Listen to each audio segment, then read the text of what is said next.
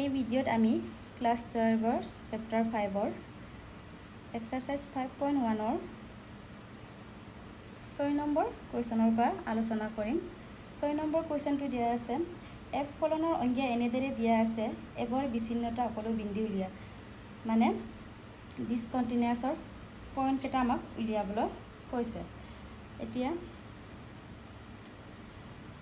ডিসকন্টিনিউয়াছৰ কনসেপ্টটো দিয়াই হ'ল। এতিয়া আমাৰ কি দিয়া আছে এফ অফ এক্স দিয়া আছে আৰু কন্ডিশন ইয়াৰ ক্ষেত্ৰত দিয়া আছে আমাৰ 2।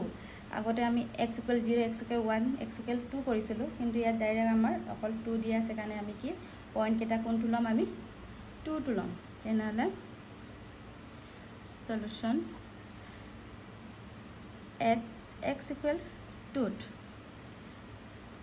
এটা f of x x = 2 হলে আমাৰ কন্ডিশনটো কি হ'ব 2x + 3, কাৰণ ইয়াত দিয়া আছে আমাৰ চৰ্তটো x <= 2। তেনেহলে ফলনটো কি হ'ব 2x + 3 কিমান হ'ব। এতিয়া f ৰ বেলা আমি 2 বহালো, 2 * 2 + 3 4 + 3 কিমান হ'ল 7।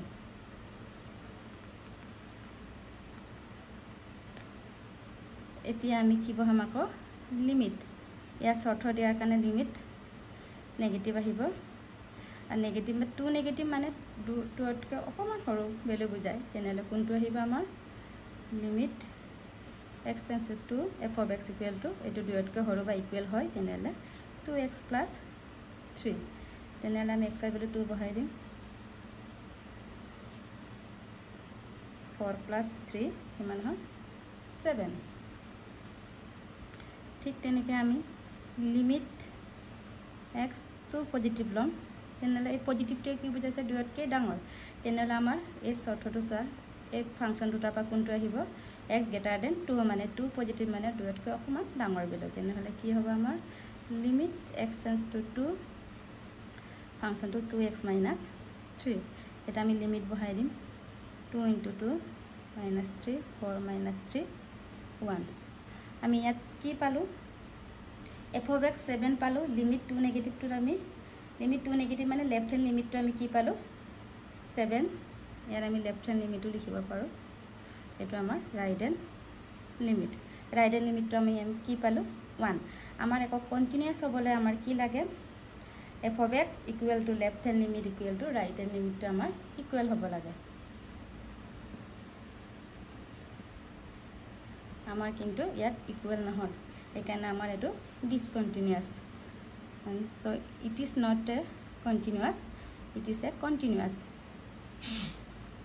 আমাক কি ওলাব কৈছে কুৱেশ্যনটো ডিসকন্টিনিউয়াছৰ পইণ্ট ওলাব কৈছে।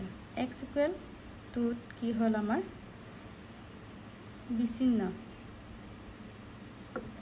It is a discontinuous at x = 2। It is a discontinuous at x = 2।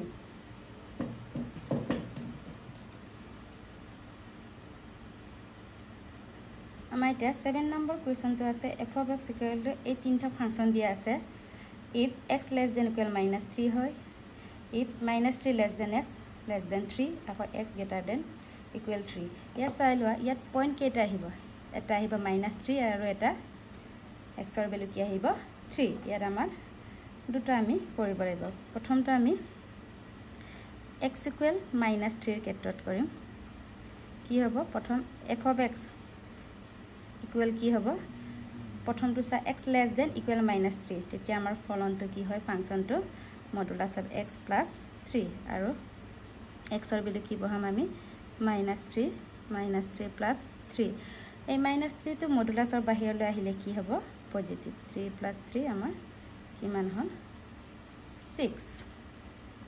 এতিয়া আকৌ আমি কি কৰিম কণ্ডিশ্যন দিয়া থকাৰ কাৰণে এটা লেফট হেণ্ড লিমিটটো কৰিম। লেফট হেণ্ড লিমিটটো আছিল আমাৰ limit x → -3 negative f of x। এই -3 নেগেটিভটো কি বুজায় আমাৰ -3তকৈ সৰু। তেনেহলে আমাৰ কিটো আহিব লিমিটটো অফ ফাংচনটো f of x = modulus of x + 3। তেনেহলে আমি লিমিট এক্সৰ বেলেকি -3 বহাই দিওঁ -3 + 3 আকৌ মডুলাছৰ বাহিৰলৈ অহাৰ লগে লগে নেগেটিভটো কি হ'ল পজিটিভ তেনেহ'লে কিমান পালোঁ আমি 6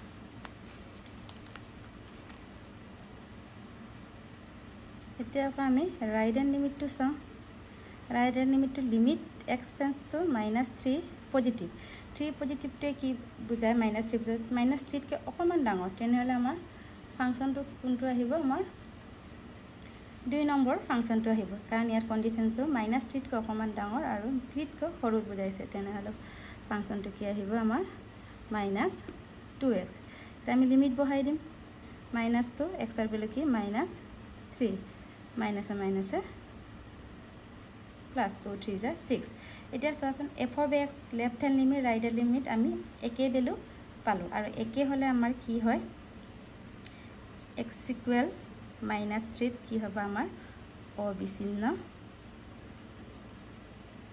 হ'ব মানে it is a continuous at x equal to -3 আৰু এটা আমাৰ ভ্যালু আছিল পইণ্ট x equal 3 এটো আমি এটা দেখাম আকৌ x equal 3 তেনে f of x তোমালোকে কোৱেশ্চনটো চাবাগে f of x ডাইৰেক্ট 3 কি হয় আমাৰ ফাংচনটো 6x + 2 হয় কাৰণ 6x + 2 ত আমাৰ শৰ্টতে x greater than equal 3 দিয়া আছে এতিয়া আমি x ৰ ভ্যালু কি বহাম আমি 3 6 * 3 + 2 18 + 2 কিমান হল আমাৰ 20 এতিয়া আকৌ কি বহাম আমি লেফট হ্যান্ড লিমিটত কি আছিল আমাৰ limit x tends to 3 negative 3 নেগেটিভটোৱে বুজাইছে কি 3তকৈ অকণমান আৰু তাৰ কাৰণে আমাৰ ফলনটো কি হ'বগে -2x এটা -xৰ ভ্যালু কি 3 কিমান হল -2 * 3 -6 হল আকৌ left hand limit right hand limit কি হল আমাৰ limit x tends to 3 positive f of x the 3 পজিটিভত কি বুজাইছে 3 কে অকমান ডাঙৰ তেনেহলে আমাৰ কন্ডিশনটো কি আহিব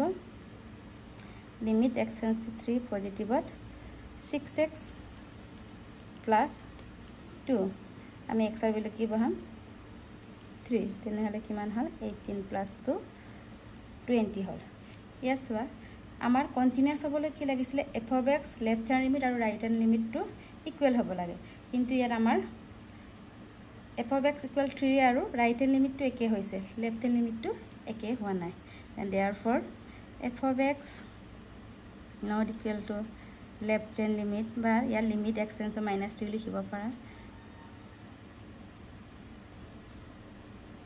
আৰু কি আছে আমাৰ ৰাইট হ্যান্ড লিমিট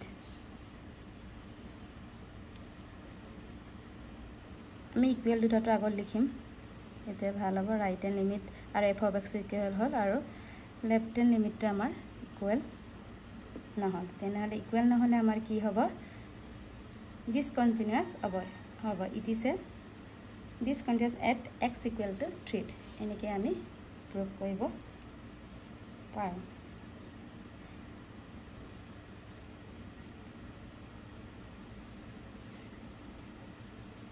চেনেলটো পাৰিলে সাবস্ক্ৰাইব কৰি দিবা